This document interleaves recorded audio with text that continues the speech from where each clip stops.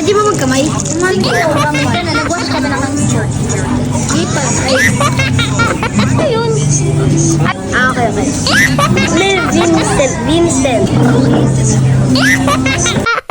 Halo mga mamis, magsa-sem break nga nito sila Kyle, kaya naman talagang nandito lang kami sa bahay. Pero nagkayayaan nga talaga kami na umuwi kila tatay, kaya naman nagbalot na nga talaga ako dito na maibibigay namin kay Bench. Birthday niya kasi nung isang araw, kaya naman ito, sabi nga ni Kyle ay maibibigay nga daw siya. Si Kyle na nga rin pala yung naglagay dito ng notes para daw mabasa ni Bench mamaya kapag binigay at matuwa daw. Nintay ko na nga muna din si Kyle bago kami pumunta kila tatay dahil nag-training pa nga sila. Pero nung pagkasundo ko nga kay Kyle, dumiretso na nga kami kaagad dito kila tatay. Tapos, kinuha na nga ni Kyle yung gift dito sa bag ko at ibibigay na nga niya dito kay Bench. Sabi ko nga kay Bench, buksan niya na nga para makita niya kung ano yung nakalagay dito. Pagbukas niya nga sapatos, kaya naman medyo natuwa itong si Bench, pero feeling ko, gusto niya talaga ay toys. Sinukat nga kaagad nung mami niya dahil balak nga talaga nilang bilan ulit ng sapatos itong si Bench. Sakto naman at ito nga talaga yung binigay namin. Tapos, maya-maya nga ayaw na nga talaga nila na nandoon sa tabi namin, kaya naman lumipat sila ng pwesto. Maglalaro daw kasi sila, bawal daw ang maingay. Diyos ko po. Kulang nga dito si Johan, pero mamaya nga ay nandito na rin si Jet at pati na rin itong sila El at Iya. Maya-maya nga lang dumadating na nga talaga sila. Kung sino pa nga ang pinakamalapit ang bahay, sila pa talaga yung late. Diyos ko po. Habang magkakasama nga sila magpipinsan doon sa loob, ito namang si Iya ay nandito sa labas. Ano ba naman kasi, inasar na naman daw kasi siya ng Kuya Kyle niya. Bawal daw kasi talaga yung bata sa tabi nila, pero halos lahat naman sila ay bata. Diyos ko po. Tapos magkasing edad nga lang din pala si Bench at si Iya. Alam naman niya na palamusit si Kuya Kyle niya, pero eto, busit na busit talaga si Iya. Inaasar ko pa nga dito si Iya, pero mukhang nainis nga din sa akin. Paano ba naman kasi umalis sa tabi ko, pero nilambing ko nga din kaagad. Si Iya kasi sobrang sweet nga nito, parang si Kuya Kyle niya, kahit naman din si Ella. Pero iba din kasi si Iya kapag binuwisit ko yan at napaiyak ko. Kaya maya nga lang lambingin ko,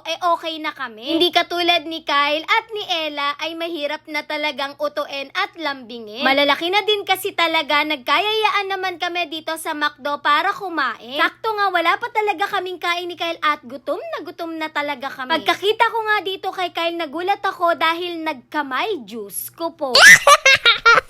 Sa sobrang gutom nga daw niya, nakalimutan na nga daw talaga niyang maghugas ng kamay. Kaya naman, nung nakakain na nga siya, naghugas nga ulit siya ng kamay. Juice ko po. Kakasama pala silang lahat dito at nasa kabilang table naman kami. Ano ba naman kasi, dito nga lang ay punong-puno na talaga sa kanila dahil sobrang ingay nila pag magkakasama sila. Minaman nila Ate Noemi, si Ate at si Tita Megan ay nandito sa kabilang side. Gutom na nga din ako nito, pero diet pa din dahil tumataba na naman. Juice ko po. Kaya naman tinanong ko nga sa kanila kung sino pa yung may gusto ng half rice. Pero walang sumasagot, maya-maya kinuha na nga rin sa akin ni Kai. Pagka-uwi naman namin dito sa bahay, nakita nga namin si Tatay at si Kuya Jamil na syumasyat na nga dito sa labas ng bahay. Minsan lang naman din, pero ngayon nga ay wala yung daddy ni Kyle dito. Ano ba naman kasi, lumaylo nga talaga yon sa ala. Maya-maya nga lang nagpaalam na nga din dito sila Tita Megan. Ayaw na rin kasi talaga nilang magpagabi dahil medyo malayo din talaga yung bahay nila dito at nag-e-bike nga lang sila. Nagpaalam na nga dito si Tatay, Ella at si Kyle. Nagbabay na nga din pala sila dito dahil for sure matagal-tagal na naman talaga silang di magkikita. Yun lang, thanks for watching, bye-bye!